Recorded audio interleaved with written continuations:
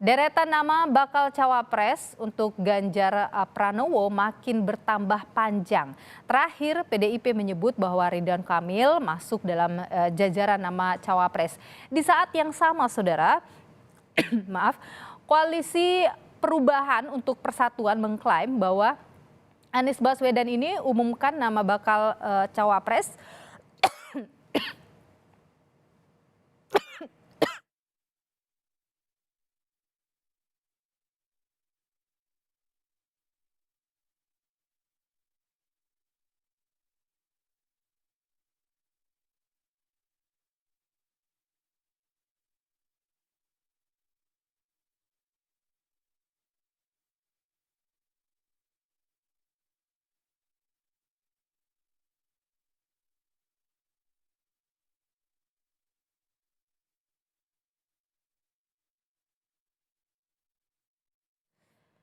Di saat yang sama, saudara,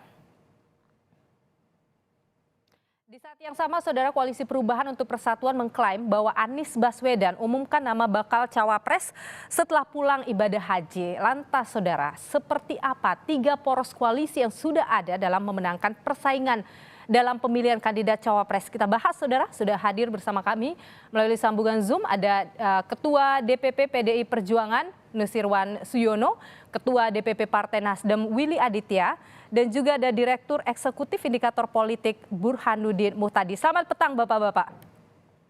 Selamat petang. Oke, saya ingin ke Pak Nus dulu ya. Pak Nus, jadi saat ini kan bahwa ada Sandiaga menyebut ya bahwa Ganjar ini the next presiden. Apakah ini kode bahwa PDIP mungkin akan mengambil Sandiaga sebagai bacawa presnya? Minimal Pak Sandi sudah bisa menyesuaikan dengan chemistry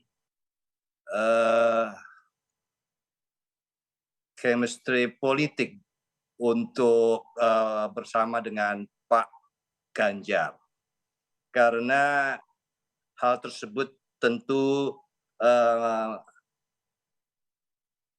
menjadi keperluan atau katakanlah penyesuaian tersebut menjadi salah satu indikator untuk bisa berpasangan. Tentu ada aspek yang lain, termasuk diantaranya adalah karena kalau kita hanya sekedar membahas calon wakil presidennya saja, tentu tidak lengkap. Kita juga harus melihat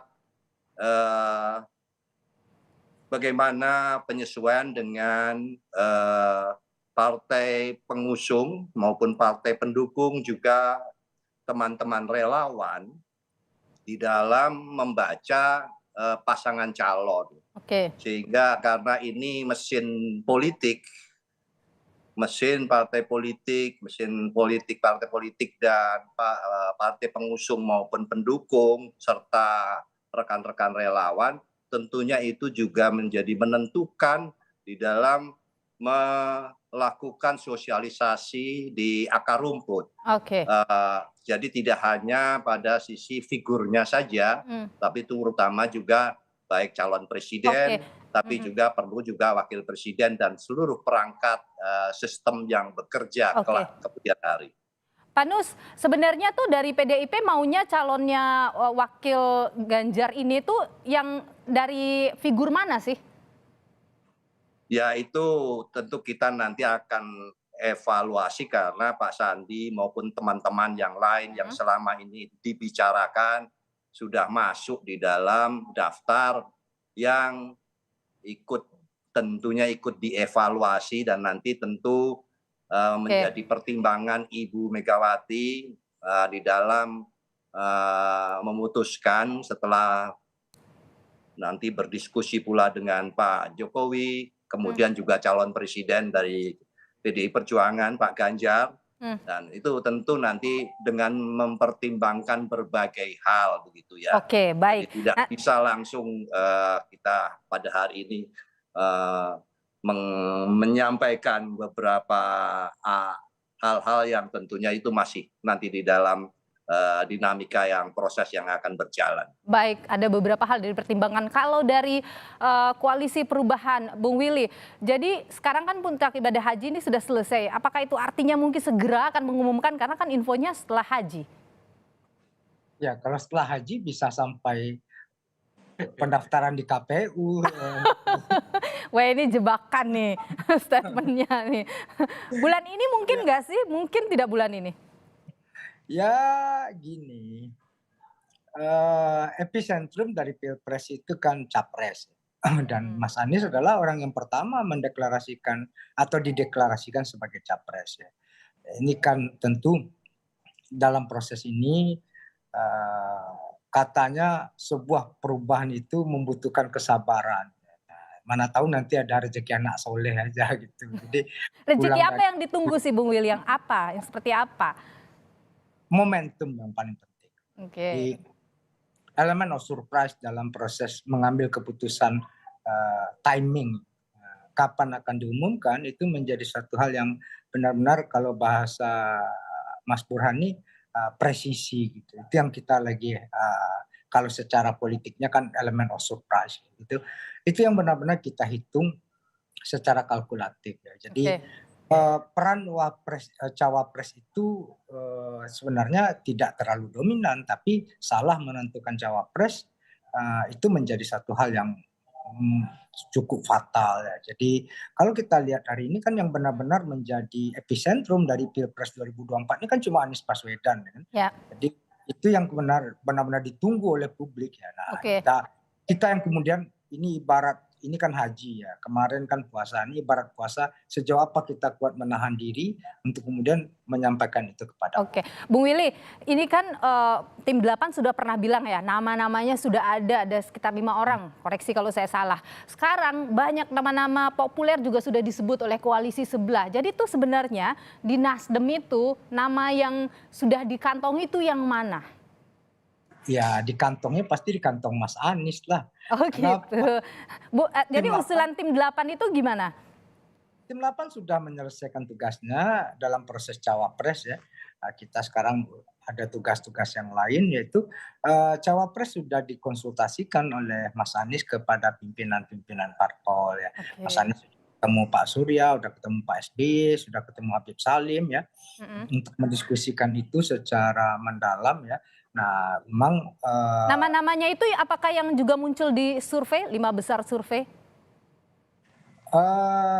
Nanti saya akan buat ini kuis tebak gambar aja gitu. Ada gambarnya sekarang dipegang.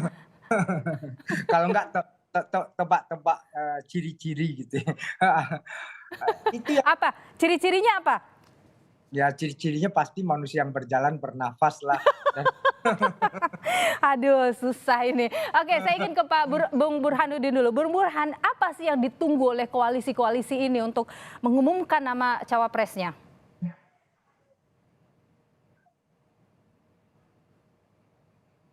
Iya, Pak, mohon maaf lagi masih di mute ya.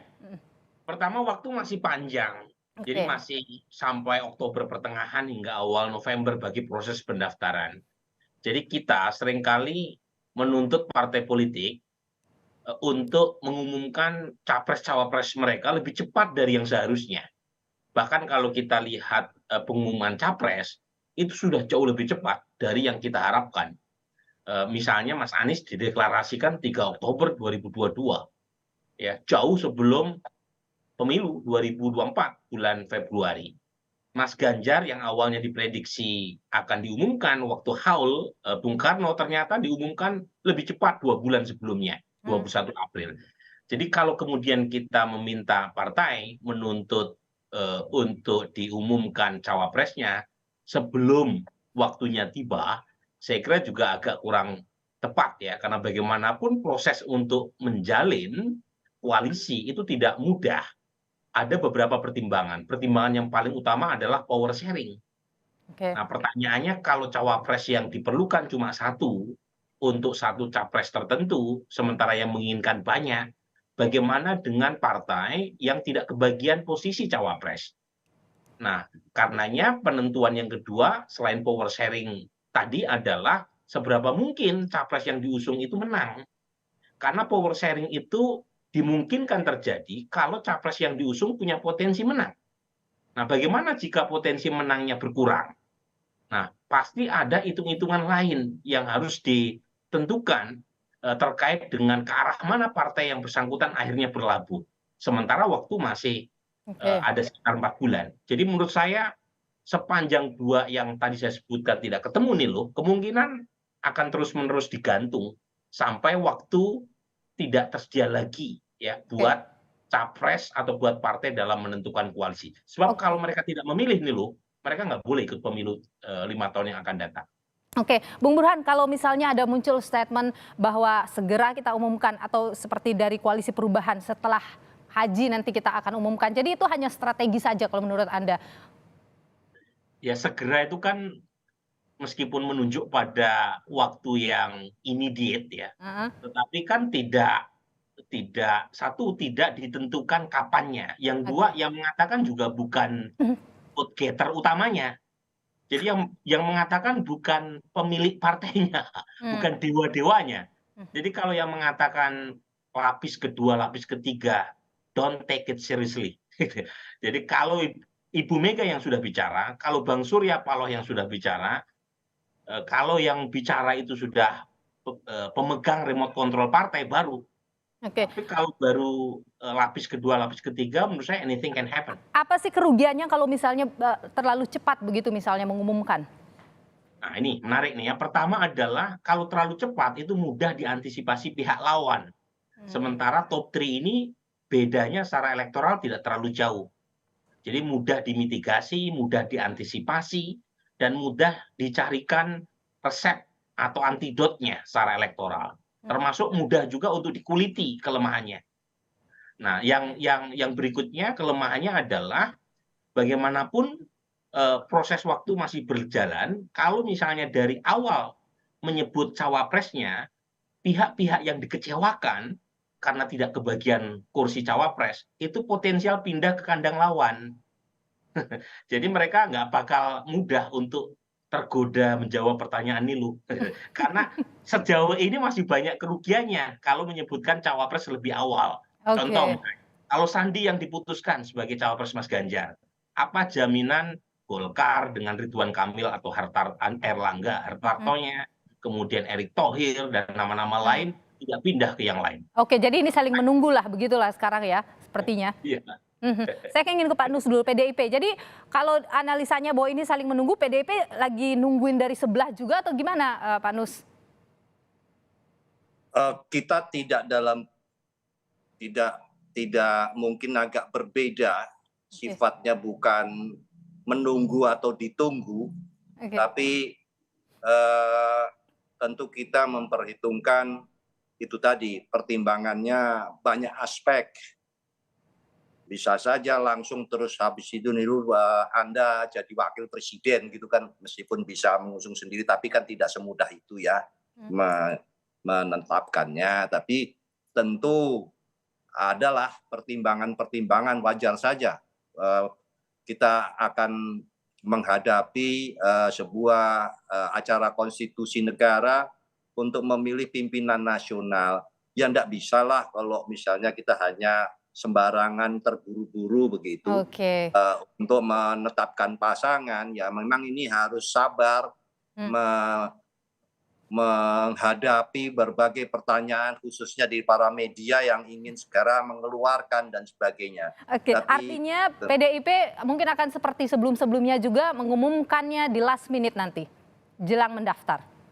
Ya nanti kita lihat saja. Tadi Mas Burhan sudah menyampaikan semua rakyat sudah memahami PDI Perjuangan pada waktu kita mungkin paling belakang dan tadinya diperhitungkan malah lebih lambat lagi, tapi ternyata Ibu Megawati bisa saja mengumumkan pada 21 April yang lalu dan itu lebih cepat dari yang dipertimbangkan. Jadilah situasional nanti tentu akan menjadi pertimbangan pula. Bung, kalau Nasdem begitu juga atau Koalisi Perubahan begitu juga akan last minute juga nungguin mungkin dari sebelah?